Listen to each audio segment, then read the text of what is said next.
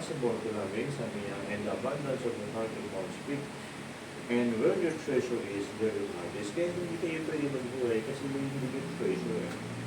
Kung nasaan ang kayamanan mo, nandoon pag-ibig. Yun ang tinatawag natin ay inspiration. So, inspiration is about to be enjoyed. Ito yung nag-enjoy mo yung buhay mo kasi ang sarap makasama, makapiling ang mahal sa buhay habang nabubuhay. So, yun yung tinatawag ng value. Dito sa sinasabi natin unfaithful husband and unfaithful wife, this is the main problem. Ito yung problema ng family, why that they are always being tilted as far and for the divorce. Alisin natin yung verse, for best. Ito yung design ng Bible. For best, yung paliwanag ko sa iyo kung bakit worse and bakit best. Ano ba yung nagiging dahilan at bakit nangyayari at bakit piling ang ganun? Ang pananaw ng mundo. Ngayon, dito sa unfaithful, ang opposite na dapat faithful. Pero hindi sa pag-unfaithful based mo lang yung faithful. Yung faithful, you are starting good things. Good and faithful husband, good and faithful wife. So you cannot be faithful unless you are good. What is good? You did the right things because you are good. If you are bad, you did the wrong things. You is even unfaithful. Because you are good and faithful husband and wife, so you do your accountability, responsibility, and commitment. Ito yung inyong pagkakasunduan na ganampanan ninyo ang inyong tungkulin bilang asawa, mag-asawa, at magiging tatay at nanay.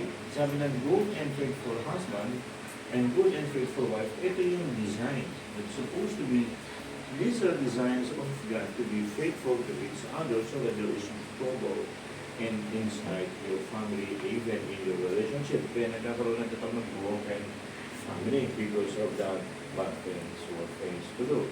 And ano ba ang sanggap ng good things? Good and faithful husband. Kapag ikaw ay good and faithful husband, first thing that you have is, number one is honest. Ito yung honest. Honest. Transparent. Kindness. Humble. Unity. Understanding. Patience. And respect. So yun ang ibig sabihin ng foundation. At yung ang foundation na yan, kapag hindi yan ang foundation, you don't know how to build the foundations of the relationship.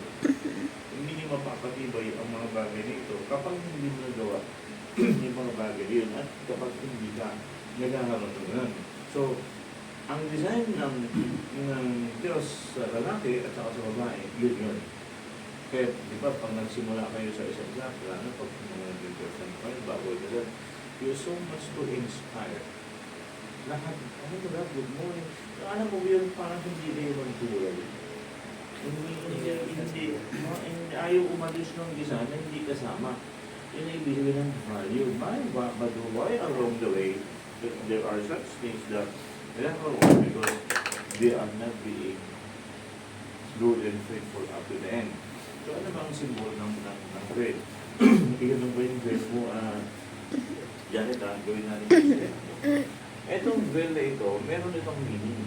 Kaya lang, sa kanya ko lang ilalagay kasi hindi naman niya masasabot yung sa husband. Ito yung bread. Bread.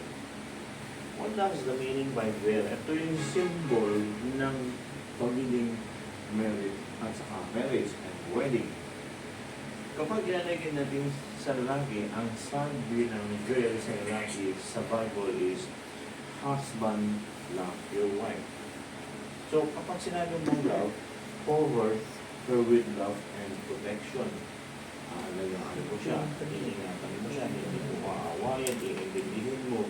So, ibig sabihin, ito yung obligasyon ng husband. Ikaw ay bumubuhat sa kanya dahil mahal mo siya. So, hindi mo siya ikinisin, ayaw mo siya mapagod, ibibigay mo yung kanyang kasiyahan, ang lahat ng meron sa kanya. Kasi ang lahat ng meron sa iyo ay sa kanya. Yan ang ibig sabihin ng asawa. At ang sabi naman ng wife submit yourself to your husband. Ang ibig sabihin ng submit, magpapasabot ka sa kanya. Yun ang ibig sabihin. Bakit magpapasabot ka? Ang trabaho nyo ba ay yung maglalaba, magluluto, titipon ng kami. Ito yung tatawag at patuwang.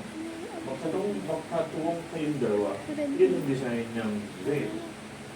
So meron kayong both accountabilities to each other at ang lahat ng sayo ay sa kanya. Yan ang ibig sabihin ng conjugal property. So ngayon, kapag dinagyan kayo ng court, ang sabi ng court doon sa inyong sa balikan na ilagay, ang sabi ng pag-ibig, walang mataas, walang mababa. So ibig sabihin balance ang pag-ibig. At ang sabi ng pag-ibig, love with there is no condition. Walang condition ang pag-ibig ninyong dalawa. Kasi kapag nilagyan mo siya ng condition, hindi ito tatagal. O hanggang dito ka lang ha, hanggang pa nila, walang gano'n. Kaya nga sabi ng Bible, love is all above and above all, and love is the greatest of all. So yun ang hindi symbol ng pag-ibig.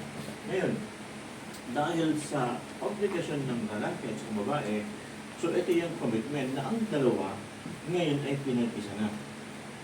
So, ang mag-asawa, pinag-isa ngayon, pero sabi nga natin, wala namang perfect na relationship. Wala namang perfect na family. Pero ang sabi ng love, he keeps no records of wrong. Yun ang maganda. He keeps no records of wrong, and it doesn't matter who's right and who's wrong. Dahil you are both humble and honest, kapag nagkakamali tayo, ang sinasabi natin sa isa't isa, alam mo, love, mali ako. Gusto kong humingi sa'yo ng sorry. So yun ang ibig sabihin ng love. He keeps no record of wrong. It doesn't matter who's right and who's wrong. Kasi hindi naman kayo